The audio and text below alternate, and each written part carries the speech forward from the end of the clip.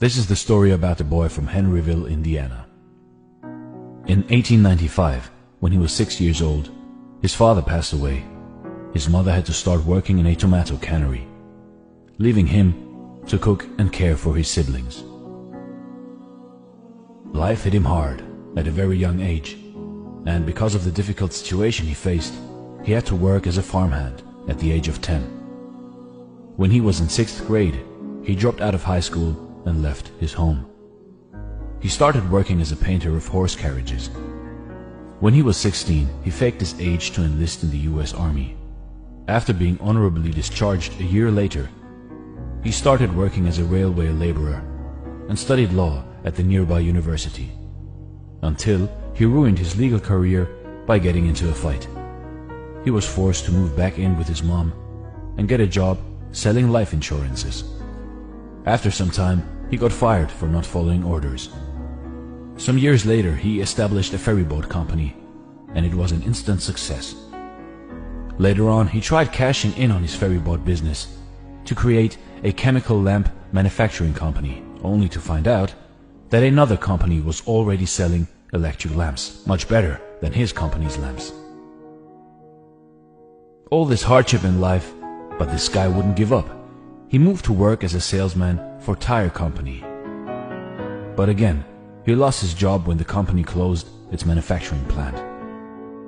By the age of 40, he met the general manager of an oil company, who asked him to run a service station for him. But the station had to close down again as a result of the Great Depression. That same year, the Shell Oil Company offered him a service station, rent-free, in return for paying the company a percentage of sales. He started operating the service station and also began to serve chicken dishes and other simple meals for people who were stopping by at the station. His pan-fried chicken soon became a favorite with the people of the area and made him famous in the region. A few years later, he took out the station and started a proper restaurant. After fairly succeeding at this venture, he started to advertise his food, and to his shock, an argument erupted out of the blue with a local competitor and resulted in a fatal shootout with one of his employees dying. 4 years later, he bought a motel next to his chicken restaurant, hoping for better business. But it caught fire and burnt down to the ground together with his restaurant. Yet this ambitious man rebuilt and ran a new motel with a 140-seat restaurant, until World War II forced him to close it down again. When war had ended, he tried selling his recipes to other restaurants.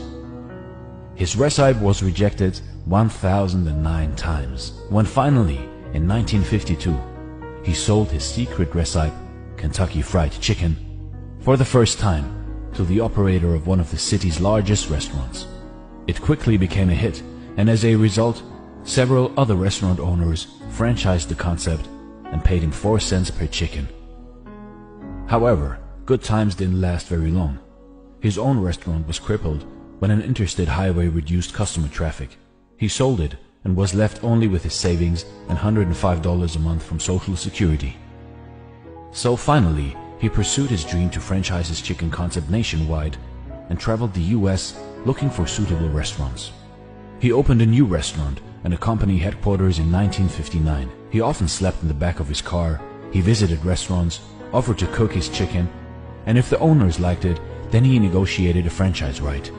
In 1965, at the age of 75, he was just getting started.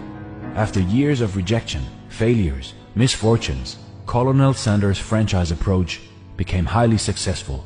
KFC was one of the first fast food chains to expand globally, opening outlets in Canada, UK, Mexico, and Jamaica by the mid-1960s. The Colonel remained the company's symbol after selling it. He traveled over 400,000 kilometers a year, visiting KFC restaurants and delighting customers around the world. At the age of 90, Colonel Sanders passed away. At that time, there were around 6,000 KFC locations in 48 different countries. In 2018, there were 22,621 KFC restaurants worldwide.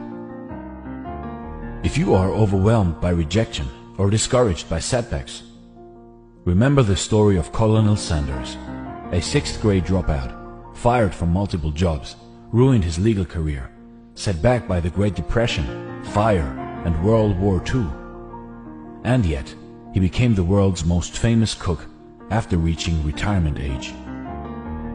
Colonel Sanders, the creator of one of the largest fast food chains in the world, was many things, but above all, he was a great success story. With his story, we can learn that despite of thousands of rejections and misfortunes, how dedication, along with hard work, can create success, regardless of age.